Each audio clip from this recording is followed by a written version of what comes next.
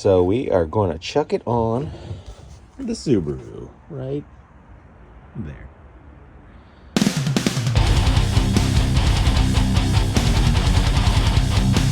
All right, today we're doing the steering rack boot. My driver's side or passenger side is ripped. I'll put this link in the description. I just got it off of Amazon, I believe. So we are going to get into that. All right, loosen up your lugs while it's on the ground. Jack up the car. Make sure your wheels are chocked. All that kind of stuff. If you don't know how to take a wheel off safely, you might want to figure that out first. Okay, we got it jacked up and on jack stands. Now we'll take the rest of the wheel off. All right, I have the wheel turned far to the right, so we get some space in here. What you're gonna have to do is remove this cotter pin. Probably good to have an extra one because usually they're old. I mean, I'm in PA, so you get a little beautiful road, salty, rusty crap all the time. Looks like a little leaky boot, so we might replace this eventually soon. But we're gonna remove this cotter pin and then the castle nut. And the castle nut is a 19 millimeter. This one's kind of at a weird angle too, so we will see if we can get this out somewhat easy. Okay, just work her on out. And then we're gonna have to take this collar off back here. That collar so the boot doesn't slide around, I think, but it's two 10 millimeter bolts. Again, you soak your bolts and your nuts with the PV Blaster. It always helps get stuff free.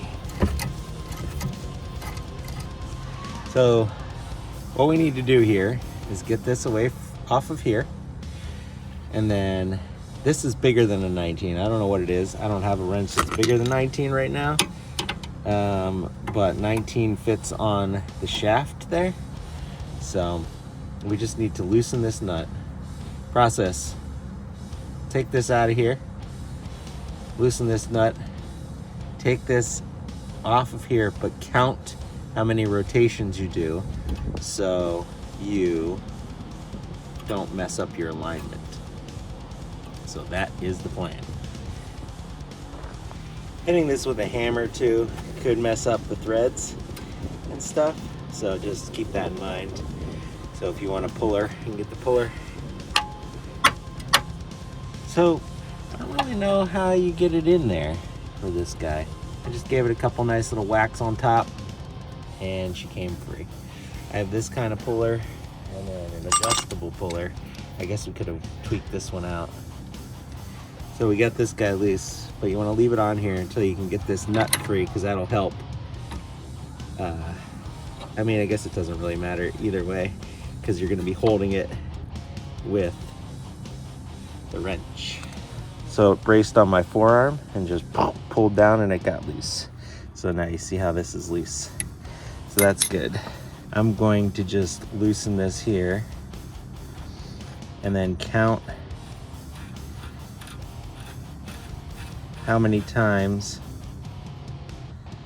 it takes me to get this off. And that's very important. Castle nut and the washer, save those guys. And this comes out, and again, this has everything to do with your alignment, your toe in, stuff like that. So we are going to count when we loosen here. And this is different for every application. We got a 1, 2, 16 turns. And take this nut off. Remember, again, what side it goes to or what side it's facing. That doesn't really necessarily matter that much. I'm pretty sure it's the same on both sides. But I'm just going to put it in order so everything goes back on the exact same way it came off. So, rusty side. All right. So then you take this little pinch clamp off. This guy. that holds the boot on, or the front part of the boot, and then you work this crappy ripped boot off. You can obviously cut it off or do whatever you want to get it off because it's junk.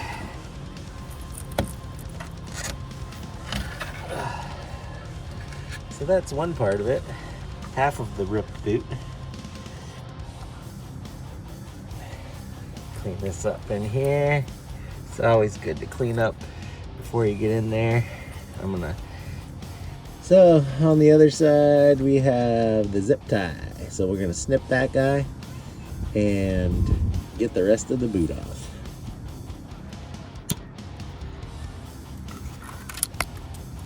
Just like that.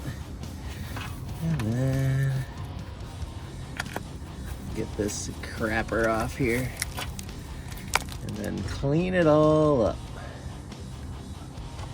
We're gonna put a little grease in there, just because grease makes things happy sometimes.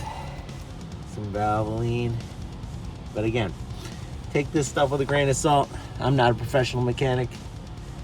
Weekend warrior, you know how it goes. But that being said, I like to do things right, and I believe this is right. The other thing is that I was told that it's a good idea to put a little dielectric grease on the end of this, so when you do have an alignment or anything like that, and later on down the line when they're twisting this, it won't rip the boot. Makes sense? Can't hurt to do it, right? Get a little goo of that. Just kind of work it around there. And then you slide the boot on. Obviously some of that's gonna come off, so maybe put a little down here on the end. There's always time for lubrication. If you're gonna use the band clamp thing, then you wanna slide that on first. I'm just gonna do a zip tie. I just slide her down there, and then you feel it kind of click into place, and that kind of sits in there. And then you go onto the underside and do it the rest of the way. All right, to get this boot on this side here, I had the steering wheel turned all the way to the right, and it obviously extends the full arm all the way out. So this boot was super stretched. So I turned it back more centered, and then I was able to work this on. And now we're gonna put a zip tie around here, and we're good to go. All right, zip tie's on. Now we're gonna turn the wheel back the other direction and get everything buttoned back up. Okay, now we got that on. Don't forget to put on the little clampy at the end there, the little metal clampy. Sorry for the extra noise. It's a nice day out here, so my neighbor's vacuuming his car. But that's what you get for doing backyard stuff, right? So this is that collar that goes on to kind of keep the boot. Anything like this that you're gonna kind of take off and on here and there, always throw some anti-seize on the bolts, just because it makes your life easier for the future. When you put that thing on, it kind of fits in its own little collar, so you can't really put it in a wrong spot. So, got that on. Now we're working this guy on, and then we're gonna put the tie rod end on. Okay, we cleaned this up because it was all greasy and nasty, so I wanted to see if the boot was ripped or anything like that, and it is not. It's a nice moog. So I just pumped some more grease in there, cleaned it up, and now we're gonna put it back on. Now we put it on and count to 16.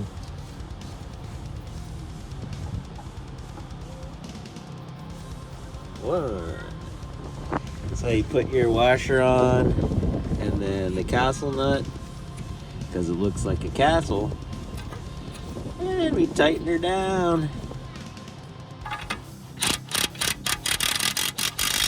Stick the cotter pin in and bend her up. And this is obviously a new cotter pin. You don't want that old rusty one in there. There you go. Then snug this nut down real nice and tight so she doesn't, well, not super tight, but nice and tight so your alignment doesn't get out of whack. Hold it with the 19.